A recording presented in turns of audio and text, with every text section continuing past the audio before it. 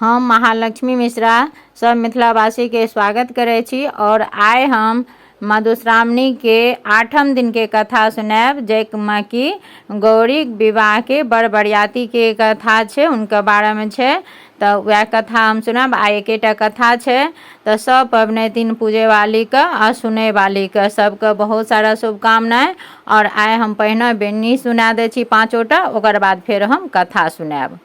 सब पबनैतिन जते छी सब गोटा जे छै भगवान भगवती के अपन कुलदेवी के प्रणाम करू। ओकर बाद विषहारा के गौरी के प्रणाम कए के मोटरी लए के हाथ में बैसू और हम आब अहाँ सबके बिनी सुनाबै छी।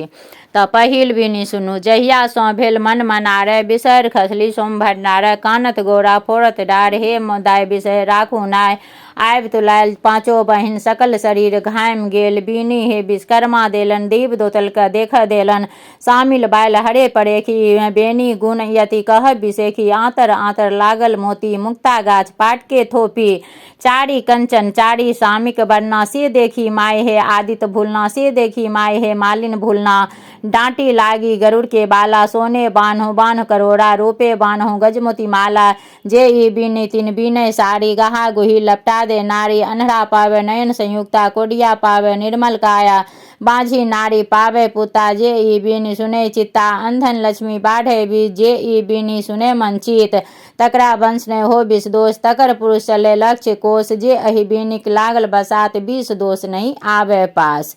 आप दोसर बीनी। गोसाउन दान बैर सुहाग, बैर सुंदर, बैर आधा स्वान, जगत गोसानी, मधस्थ राजा की बेटी, युगे कुमरक बहिन, मधु मधु महानाग, श्री नाग नाग श्री, दाय के 5 पुत्र, कोख धैर्य नाहर पाते, बैरसी बियाही, मद्रमणि का धरहर ढाही, गोसाउनी सन भाग, लिली सन सुहाग, सुनिहार क होइन। तेसर बीनी। गोसाउन दाय के 1 ढग छियन, पुरबा पछवा बसात छियन, कोखिया 7 छलैन, भमरा के लात छलैन, मेघंडर मन छाती छियन, मुक्तावली पाती छियन। आब चारिम बीनी। बीनी फूलल झाड़ी, कौन बीनी उठल पहिल, कौन बीनी फूलल झाड़ी, कौन बीनी उठल दोसर, कौन बीनी फूलल झाड़ी, कौन बीनी उठल तेसर, कौन बीनी फूलल झाड़ी, कौन बीनी उठल चारिम, कौन बीनी पूजल झाड़ी, कौन बीनी उठल पांचम, कौन बीन चारू कोना रूना द्रोना भेल संपूर्णा, गौरा दाय के 5 बेदिया, भल भाई शंकर हम ही जियावल, गौरी दाय के बेटी।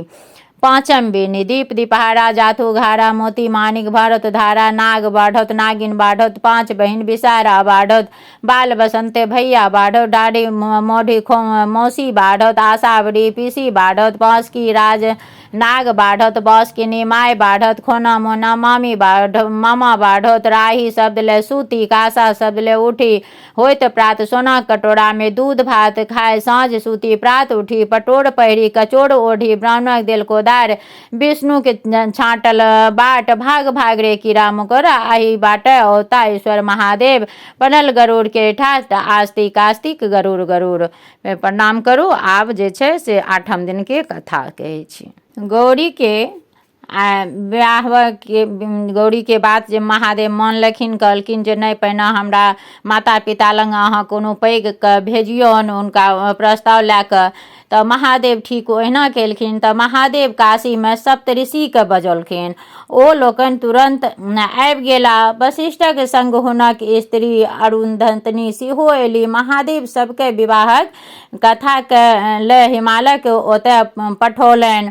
महादेवक अनुरोध ऋषि लोकनि सुनि हिमालय और मैना के एतय गेला। हिमालय और मैना के आंख से नूर झरय लागलनि। ऋषि मुनि गौरी के आशीर्वाद देलनि।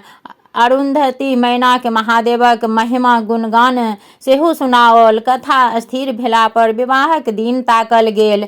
विवाहक दिन फागुन यदि चतुर्दशी ताकल गेल। सप्त ऋषि लोकनि प्रसन्न भय काशी में घुरि अयला और बरियाती चलबाक हकार देल गेल।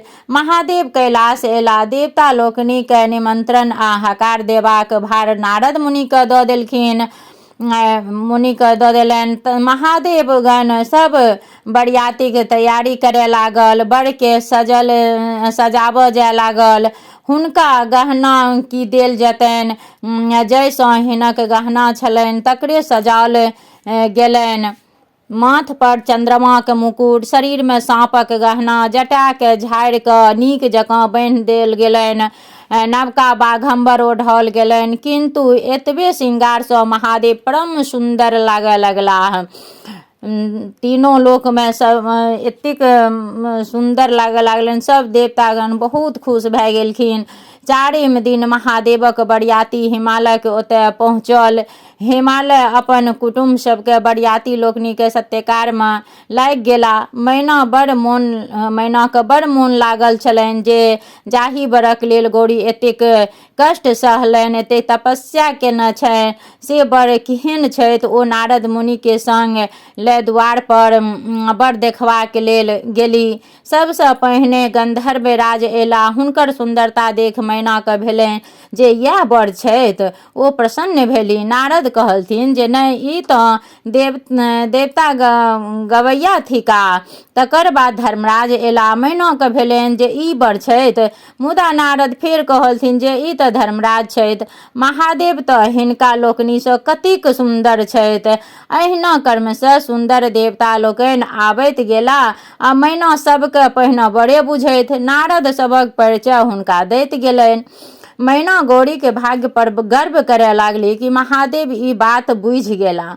ओ किछु तमाशा करे चाहलखिन। तब नारद कहल, ओतय बड़ आबि रहल छथि, हिनका देख अपन आँख जुड़ाओ। मैना सावधान भऽ हुलिस कऽ देखे लगली। पहिने महादेवक सेवक, भूत प्रेत पिचास सब आयल। ओकरा सभक पोशाक, बाजब, भूकब, नाचब, गायब देख कऽ मैना डरा गेलथिन कि ई भूत प्रेत कतऽ से आबि गेल छै।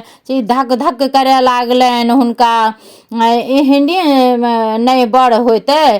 तावत महादेव सेहो एला। बसहा पर चढ़ल, 5 मुँह 3 आँख 10 गो हाथ, शरीर में छौर लेपने, कौड़ी के माला पहिरने, माथ पर चंद्रमा, एक हाथ में खप्पर, दोसर में भिक्षा पात्र, तेसर में पिनाक, चारिम में तीर, पांचम में त्रिशूल, छठम में अभय। एही तरह सब हाथ में किछ ने किछ भरल छै।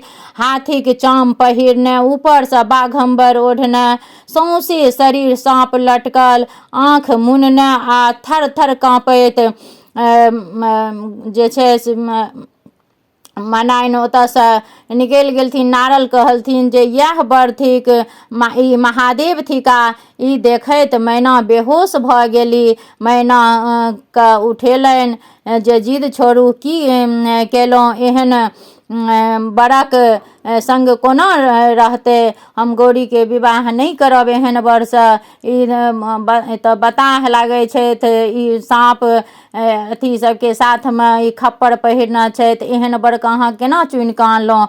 हम एहि बरसँ किन्नो हम गौरी के विवाह नहीं करब।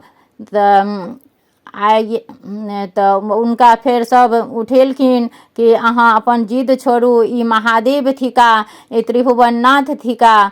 तैयो जे छथि मनाइन नहीं मानि रहल छथि। आब एहिसँ आगू जे छै से मैना के मोह भंग हेतै नवम दिन के कथा में। तऽ एकरा नेक्स्ट वीडियो में सुनाब। तऽ आइ के कथा एतबे रहे। फेर मिलै छी नेक्स्ट वीडियो में। तब तक अहाँ सब लाइक शेयर और कमेंट जरूर करू।